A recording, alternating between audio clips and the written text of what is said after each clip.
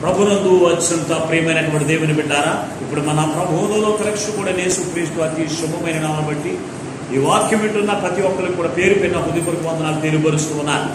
దేవుని యొక్క మహాకృపను బట్టి మరొకసారి దేవుని యొక్క వాక్యము ద్వారా మిమ్మల్ని అందరినీ కూడా దర్శించడానికి దేవుడు నాకు ఇచ్చిన ఈ గొప్ప భాగ్యమును బట్టి నేను ప్రభువును బట్టి ఎంతగానో స్తుతిస్తూ ఉన్నాను. ఈ వాక్య ధ్యాన నిమిత్తం పరిశుద్ధ గ్రంథము నుంచి ఒక్క వాక్యాన్ని మనం నేర్చుకున్న పరిశుద్ధ గ్రంథము నుండి దినవృత్తాంతములు 2వ గ్రంథము 7వ అధ్యాయము 14వ వచనాన్ని చదువుకుందాం. దినవృత్తాంతములు 2వ గ్రంథము 7వ అధ్యాయము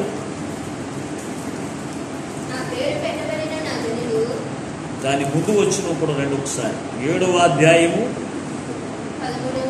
13వ వచనం నుండి కొన్ని మాటలు చదువుకుందాం. వాన కురియకుండా నేను ఆకాశమును మూసివేసినప్పుడే కానీ దేశమును నాశనము చేయుటకు మిడతలకు సెలవిచ్చినప్పుడే కానీ నా జనుల మీదకి తెగులు రప్పించినప్పుడే కానీ నా పేరు పెట్టబడిన నా జనులు తమ్ము తాము తగ్గించుకుని ప్రార్థన చేసి నన్ను వెతికిన ఎడల తమ చెడు మార్గమును విడిచిన ఎడల ఆకాశము నుండి నేను వారి ప్రార్థనను విని వారి పాపమును క్షమించి వారి దేశమును స్వస్థపరిచెదను. చిన్న ప్రార్థన చేసుకుందాం. మహాపరిశుద్ధులను ప్రేమ స్వరూపైన దేవానికి వందనాలు, స్తోత్ర. ఈ శుక్రవారం ఉపవాస దినమందు అయ్యా నీ దాసుడు నిలబడి ఉంటుండగా నిలబడి నీ దాసుని సిలువ చోటును మరుగుపరిచి ఏడంతల ఆత్మశక్తి చేత అభిషేకించి బలపరిచి అయ్యా ఈ వాక్యం వింటున్న ప్రతి ఒక్క బిడ్డ యొక్క జీవితంలో అయ్యా వారి యొక్క జీవితంలో ఏ వాక్యాహారం మీరు సిద్ధపరిచారో నీవే అనుగ్రహింపజేసి అయ్యా నీవు మాకు అప్పగించినటువంటి పనిని మేము చేసి అయ్యా నీ యొక్క నుండి మేలును మా ప్రార్థన విజ్ఞాపనకు జవాబును పొందుకునే కృపను దయచేయమని మా ప్రభువును రక్షకుడైన యేసునామమున ప్రార్థించి వేడుకొనుచున్నాము పరమ తండ్రి, ఆమేన్. ప్రభునందు అత్యంత ప్రియమైనటువంటి దేవుని బిడ్డలారా, ఈ చదవబడిన యొక్క వాక్య భాగము ఎవరితో మాట్లాడుతూ ఉన్నారు అని మనం ఆలోచన చేసినప్పుడు జ్ఞాని అయినటువంటి సొలొమోనుతో దేవుని యొక్క దర్శనాన్ని చూసినటువంటి యొక్క సొలొమోనుతో దేవుడు మాట్లాడుతూ ఉన్నాడు. ఏమని మాట్లాడుతూ ఉన్నాడు అని మనం ఆలోచన చేసినప్పుడు నా జనులైన వారి మీదకి ఉగ్రత పంపించినప్పుడు అనగా వాన కురయకుండా వర్షాన్ని ఆపివేసినప్పుడు కానీ లేకపోతే మిడతలను పంపించి వారి యొక్క పంటలను తిరివేసినప్పుడే కానీ లేకపోతే వారి మీదకి తెగులు పంపించినప్పుడే కానీ నా పేరు పెట్టబడిన నా జనులు వారు తమను తాము తగ్గించుకుని వారంట తన పాపములను ఒప్పుకుని దేవుని యొక్క సన్నిధిలో ప్రార్థన చేసిన ఎడల వారి యొక్క ప్రార్థన నేను ఆలకించి వారి దేశాన్ని నేను స్వస్థపరిచెదను అని సెలవిచ్చాడు దేవుని బిడ్డారా.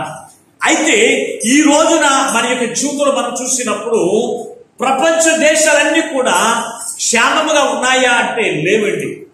క్షేమంగా లేదు. ఏ దేశంలో కూడా శాంతి లేదు. ఏ దేశానికి కూడా నెమ్మది లేదు. గల కారణం ఏంటో తెలుసు అంటే ప్రతి దేశం మీద తెగులు పంపించబడి ఉంది. తెగులు ఏలుబడి చేస్తూ ఉంది. ఈ కరోనా వైరస్ అనేటువంటి తెగులు ఏలుబడి చేసి ప్రతి దేశానికి కూడా ప్రతి గ్రామానికి కూడా శాంతి లేదు, సమాధానం లేదు. అటువంటి సమయంలో క్రైస్తవులు చేయవలసిన పనేమిటి?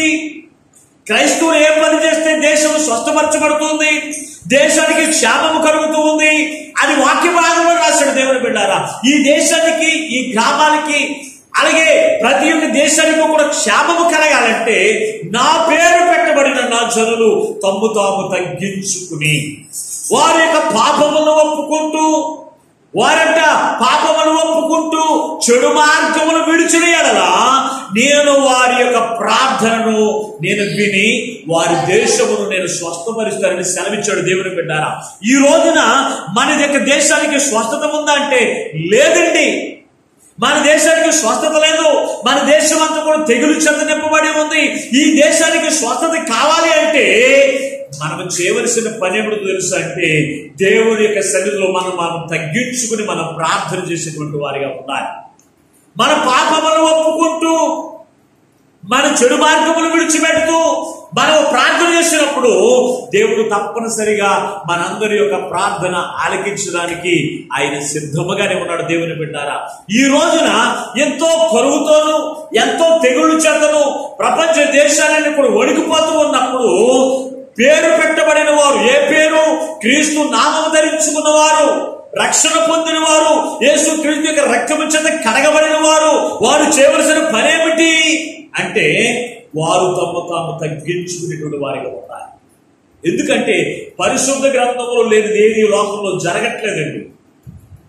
పరిశుద్ధ గ్రంథంలో ఏదైతే ఉందో అదే ఈ లోకంలో జరుగుతూ ఉంది. ఇది విచిత్రము కాదు. వాక్యమును మనం తెలుసుకోవాలి, వాక్యమును మనం గ్రహించాలి. దేవుని బిడ్డారా, ఈ వాక్యమును గురించి ఇప్పుడు జరుగుతున్నటువంటి సందర్భము అది కొత్తదేమి కాదండి, పాతదే. అందుకే పరిశుద్ధ గ్రంథంలో ఎలాగ జరుగుతుందని ఆనాటి కాలంలో ఆమోసు ద్వారా కూడా తెలియపరిచాడు దేవుడే. చదువుదామా ఒకసారి వాక్యాన్ని? ఆమోసు గ్రంథము 4వ అధ్యాయము 10వ వచనాన్ని కూడా ఒకసారి చదువుదాం. ఆమోసు గ్రంథము 4వ అధ్యాయము 10వ వచనం. మరియు నేను ఐగుప్తీయుల మీదకి తెగుళ్లు పంపినట్లుగా మీ మీదకి తెగుళ్లు పంపితిని. మీ దండు 10వ వచనం, 4వ అధ్యాయం 10వ వచనం. మీ దండుపేటలో పుట్టిన దుర్గాంధము మీ నాసిక రంధ్రమునకు ఏంటంట ఎక్కునంతగా మీ యవనమును ఖడ్గము చేత అర్థము చేయించి నీ గుర్రములను కొల్లబెట్టించింది. అయినను మీరు నా తట్టు తిరిగిన వారు కారు. ఇదే యెహోవా వాక్కు. ఎక్కడ వస్తుందని చెప్పాడండి పరిశుద్ధ గ్రంథంలో? ఐగుప్తీయుల మీదకి తెగులు పంపించినట్లుగా దైవజనుడైన మోషే ఐగుప్తీయుల దగ్గరికి వెళ్ళి మాట్లాడుతూ ఉన్నాడు. దేవుని చేత నడిపించబడ్డాను, దేవుడు పంపించిన వర్తమానమును, దేవుడు పంపించిన ఉపదేశమును మీకు తెలియపరుస్తూ ఉన్నానని చెప్పినప్పుడు ఫరో రాజు మొదలుకుని అక్కడ ఉన్నవారు ఎవరు కూడా మోషే యొక్క మాట ఐగుప్తీయులు ఎవరు కూడా వినలేదండి. వినని కారణముగా వారి మీదకి తెగుళ్ళు పంపించాడు దేవుడు. పంపించినప్పటికీ కూడా వారు ఎంత మాత్రం కూడా దేవుడి యొక్క మాటకు లోబడనట్లుగా ఈ రోజున చూడండి, ఐగుప్తీయుల మీదకి తెగుళ్ళు పంపించినట్లుగా మీ మీదకి కూడా తెగుళ్ళు పంపించాను. ఆ తెగుళ్ళు ఎక్కడ పనిచేస్తుందంట? మీ నాసిక రంధ్రము మీదకి ఎక్కి. నాసిక రంధ్రం అంటే ఏంటి? ముక్కు. ఈ రోజు ప్రతి ఒక్కరు చూస్తే మాస్కులు అడ్డుకు తిరుగుతూ ఉన్నారు. గల కారణం ఏమిటి? ఇది పాతది కాదండి దేవుని బిడ్డ. అదంట తెగులు ఏం చేస్తుందంట? మీ నాసిక రంధ్రం మీదకి ఎక్కి అది ప్రబలి మనుషులను నాశనం చేస్తూ ఉంది. అయినప్పటికీ నా జనులు నా మాట విని వారు కాకపోతే, నాకు లోబడడంలోని వారు కాకపోతే అని రాయబడి ఒక దేవుని బిడ్డారా, ఈ రోజు దేవుడు తెగుళ్ళు పంపించాడు. తెగులు పంపించినప్పుడు ఈ తెగులు ఎక్కడికి వస్తుందో, అది ఎలా పనిచేస్తుందో ఆనాటి కాలంలోనే దేవుడు రాయించాడు. ఈ కరోనా వైరస్ గురించే. ఈ కరోనా వైరస్ ఇది ఎవరు పంపించాడంట? ఆనాడు ఐగుప్తీయుల మీదకి తెగులు పంపించింది ఎవరు? దేవుడే. ఈ రోజున ప్రపంచ దేశాల మీదకి కూడా తెగులు పంపించింది కూడా దేవుడే. ఐగుప్తీయుల మీదకి పంపించినట్లుగా ఈనాడు మీ మీదకి నేను తెగులు పంపించాను. అది మీ నాసిక రంధ్రం మీదకి ఎక్కి ఏం చేస్తుందంట? మిమ్మల్ని హతమారుస్తూ ఉంది. అయినప్పటికీ ఈ ప్రజలు నా మాట వినకపోతిరి. చూడండి ఎంత వేదనతో మాట్లాడుచున్నాడు. ఈ రోజున ప్రపంచ దేశాల్లో ఈ యొక్క నాసిక రంధ్రం మీదకి కరోనా వైరస్ అనేక మంది చనిపోతూ ఉన్నారు. ఎవరు ప్రాయంలో ఉన్నటువంటి వారు, వృద్ధులు, చిన్నపిల్లలు అనేక మంది చనిపోతూ ఉన్నారు. ఎక్కడ చూసినా కరోనా వచ్చిందని అందరూ వింటున్నారు. ప్రతి గ్రామానికి కూడా ఇది ఏం చేస్తుంది తెలుసా? ప్రతి గ్రామంలోని కూడా ప్రవేశించి అనేక మందిని నాశనానికి నడిపిస్తూ ఉంది దేవుని బిడ్డారా. ఇటువంటి సమయంలో ఏ రోజున ఏ భయంకరమైన వార్త వినాలో, ఏ రోజున ఏ ఉగ్రత కలిగినటువంటి వార్తలు వినాలో తెలియనటువంటి ఈ దినాల్లో ఇది దేవుని యొక్క ఉగ్రత అని మానవుడు మాత్రం గ్రహించలేకపోతున్నారు దేవుని బిడ్డ. మానవుడు మాత్రం గ్రహించలేకపోతున్నారు.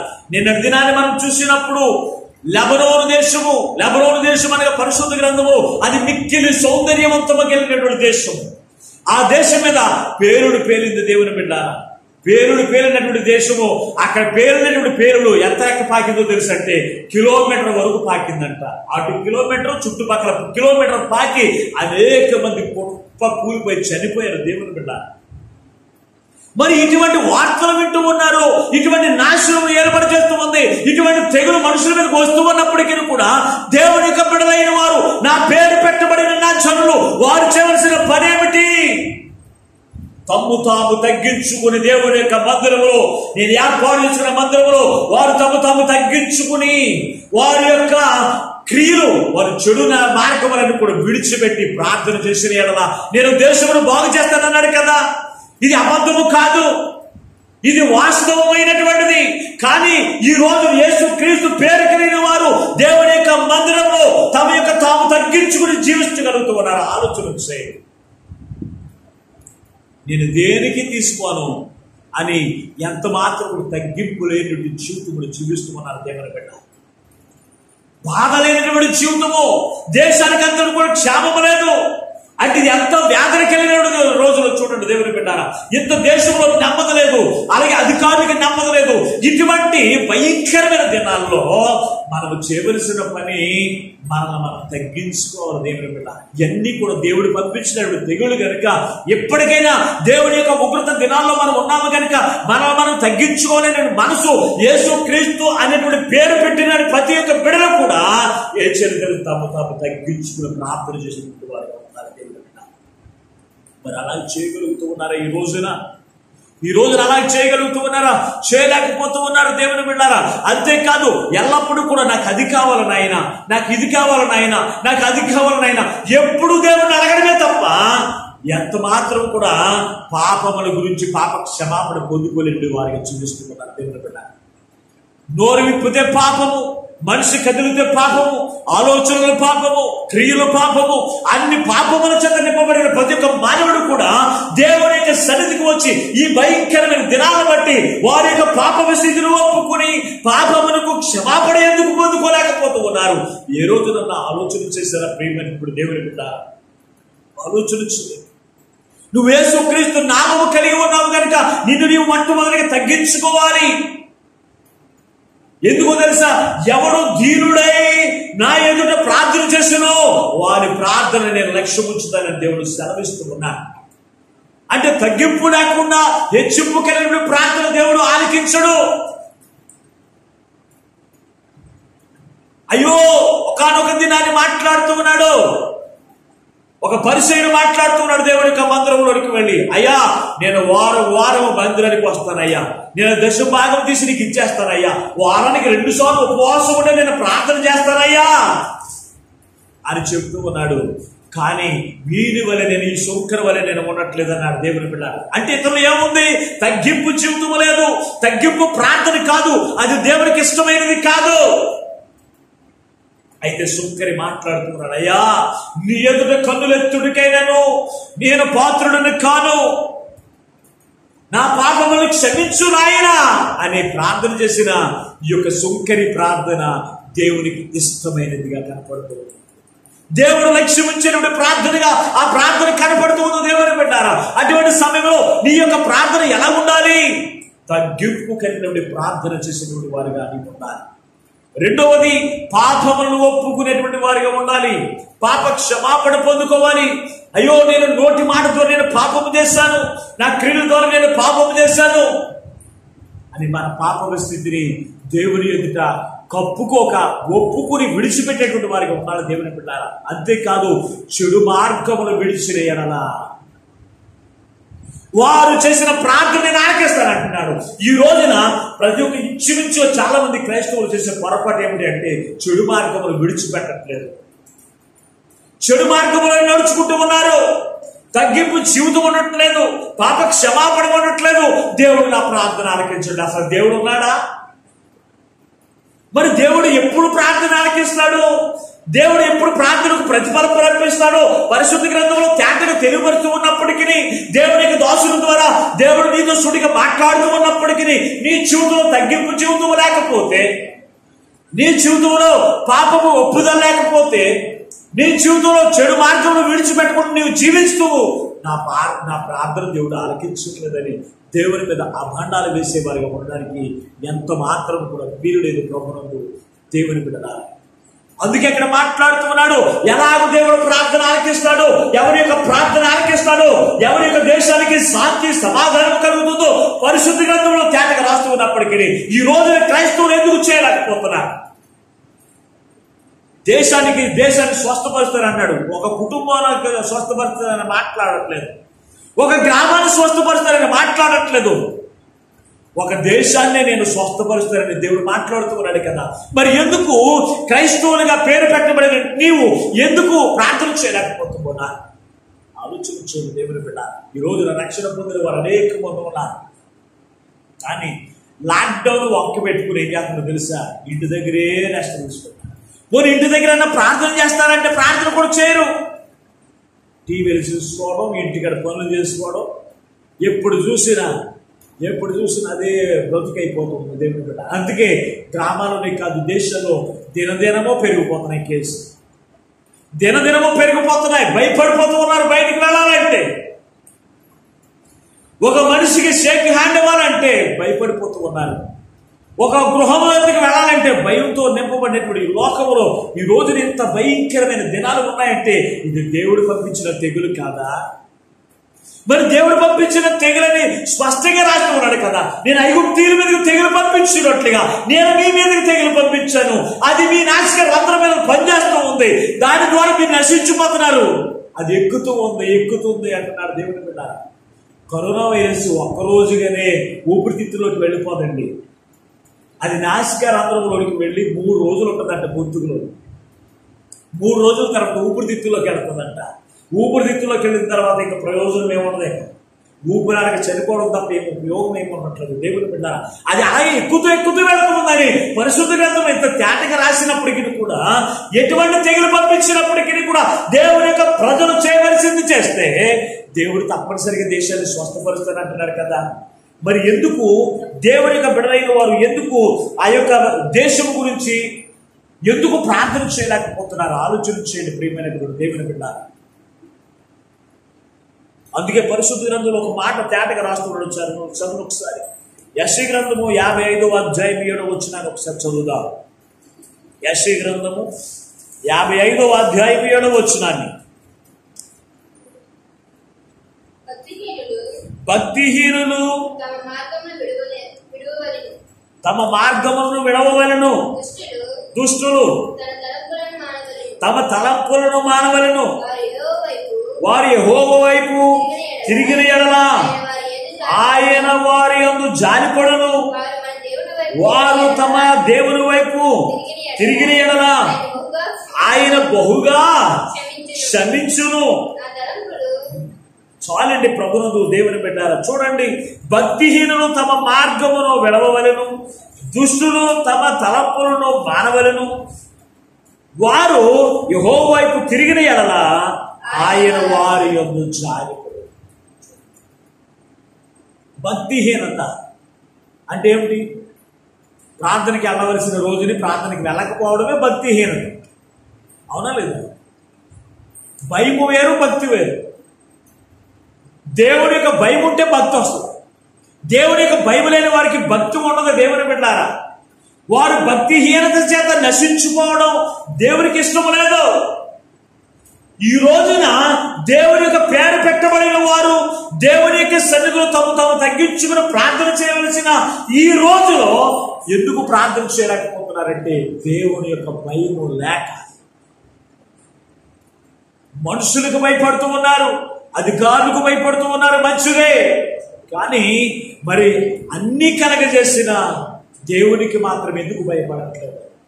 అన్ని ఇచ్చి నిన్ను పోషిస్తున్న దేవునికి ఎందుకు భయపడట్లేదు? ఆయన ప్రాణమిచ్చి నిన్ను బ్రతికిస్తున్న దేవునికి ఎందుకు భయపడట్లేదు దేవుని బిడ్డారా?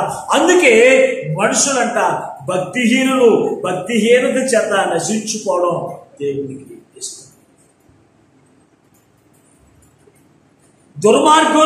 దుర్మార్గము చేత నశించుకోవడం దేవునికి ఇష్టం లేదు కనుక ఈ రోజున తన యొక్క వాక్కును పంపిస్తూ ఉన్నాడు. యేసు క్రీస్తు నామము కలిగి యేసు క్రీస్తు పేరు పెట్టుకుని భక్తి లేకపోతే నువ్వు భక్తిహీనుడు వీరందరూ కూడా నరకములో యాతన చెందేటువంటి వారుగా ఉన్నారని పరిశుద్ధ గ్రంథంలో తేటగా తెలియపరుస్తూ ఉన్నప్పటికీ మరి ఎందుకు భక్తిహీనత విడిచిపెట్టట్లేదు? దేవుని యొక్క భయము కలిగి దేవుని యొక్క భక్తి కలిగి ఎందుకు నువ్వు జీవించలేకపోతూ ఉన్నావు? అంతేకాదు వారు దుర్మార్గమును విడిచిపెట్టట్లేదు. దుర్మార్గము చేత నశించుకోగా నాకు ఇష్టం లేదు. నశించిపోతే దేవుడు చూస్తూ ఊరుకునేటువంటి దేవుడు కాదు. తన యొక్క వాక్యమును పంపిస్తూ ఉన్నాడు. తన వాక్యము చేత హెచ్చరించినప్పటికీ కూడా లోబడని వారి మీదకి దేవుని యొక్క ఉగ్రత పంపిస్తాడు. అందుకే సొదొమ గొమొర్రా పట్టణములే కావచ్చు, అలాగనే మరొక పట్టణం చూస్తే నీనివే పట్టణం మీదకి వారందరూ కూడా దుర్మార్గము చేత వారు జీవిస్తూ ఉన్నప్పుడు వారి యొద్దకు దేవుని యొక్క వాక్కు వారి దగ్గరికి ప్రవేశించింది. దేవుని బిడ్డారా, పంపించినప్పుడు ఆ యొక్క యోనా సువార్త ప్రకటించారు. ఓ నీనివే పట్టణస్తులారా, మీ దుర్మార్గమును విడిచిపెట్టకపోతే దేవుని యొక్క ఉగ్రత చేత మీరందరూ కూడా నశించిపోతారని దేవుని యొక్క సువార్త ప్రకటించారు. దేవుని బిడ్డారా, ఆ మాటకు రాజులే కాదు, దుర్మార్గులే కాదు, పశువులే కాదు, ప్రతి ఒక్కరు కూడా తాము తగ్గించుకుని దేవుని యొక్క పాదముల యొక్క కూర్చుని ఏం చేస్తున్నారో తెలుసా? అయ్యా మమ్మల్ని క్షమించున్నాయి, మా పాపములు క్షమించదగినవి కావు, అయినప్పటికీ మా పాపములు క్షమించడు నాయనని రాజు తన వస్త్రములు విడిచిపెట్టాడు. రాజు తన సింహాసనం విడిచిపెట్టి ప్రభు యొక్క సన్నిధిలో మోకరించి ప్రార్థన చేయడం ప్రారంభించాడు. దేవుని బిడ్డారా, అటువంటిప్పుడు వారి మీదకి వచ్చినటువంటి ఉగ్రతను దేవుడు తొలగించి ఆ దేశానికి క్షేమము కలిగించలేదా? కలిగించాడు కదా. మరి ఈ రోజున దేశానికి క్షేమం లేదు, దేవుడు తెగులు పంపించాడు. దేవుని యొక్క జనులకి దేవుని యొక్క భయం లేకుండా, దేవుని యొక్క జనులైన వారికి దేవుని యొక్క భయం లేకుండా వారి ఇష్టానుసారమైన మార్గంలో జీవిస్తూ ఉన్నప్పుడు తెగులు లోకం మీదకి పంపించవలసి వచ్చినప్పుడు ఆ తెగులు ఎటువంటిదో ఎంతో స్పష్టంగా రాసి హెచ్చరిస్తూ ఉన్నప్పటికీ ఈ రోజున యేసు క్రీస్తు నామము కలిగిన వారు తాము తగ్గించుకుని ఎందుకు ప్రార్థన చేయలేకపోతున్నారు? వారు చేసిన పాపములకు ఎందుకు పశ్చాత్తాపం పడట్లేదు దేవునికి సన్నిధిలో? వారి యొక్క పాపము ఒప్పుకోకుండా కప్పుకుంటూ వారు ఎంత ప్రార్థన చేసిన దేవుడు ఆలకించాడు. దేవుడు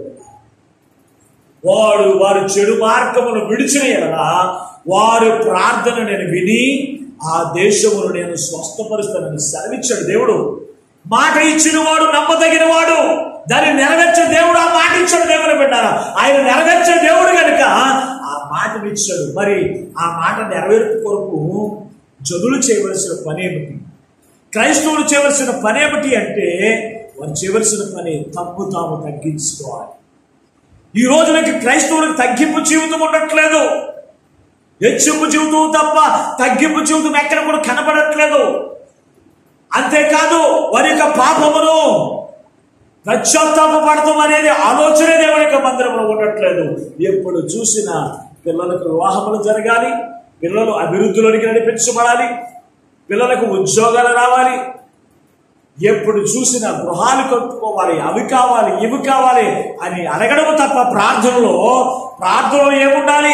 తగ్గింపు మనసు కలిగి ప్రార్థన చేసేవారిగా ఉండాలి. రెండవది పాప క్షమాపణ కలిగిన ప్రార్థన చేసేవారిగా ఉండాలి. మూడవది చెడు మార్గమును విడిచిపెట్టి అప్పుడు నువ్వు ఏది కావాలో దేవుడు అడుగు. దేవుడు తప్పనిసరిగా దేవుడు ఇవ్వకపోతే దేవుని యొక్క మాట అబద్ధము కాదు, దేవుని యొక్క వాక్యము నెరవేర్చబడనేది కాదు. ఈ రోజున దేశానికి క్షేమము లేదు. దేశము కొరకు క్రైస్తవులు అనబడిన ప్రతి ఒక్క బిడ్డలు, యేసు క్రీస్తు నామము కలిగిన ప్రతి ఒక్క బిడ్డలు కూడా తాము తగ్గించుకుని తన యొక్క పాపపు స్థితిని ఒప్పుకుని మోకరించి దేవుని యొక్క సన్నిధిలో ప్రార్థన చేయగలిగినట్లయితే దేశానికి ఎందుకు క్షేమం రాదు? ఈ రోజున దేశానికి గ్రామానికి క్షేమం లేదు. ఎంతో భయపడుతూ ఉన్నారు, కానీ మరి దేవునికి భయపడట్లేదే.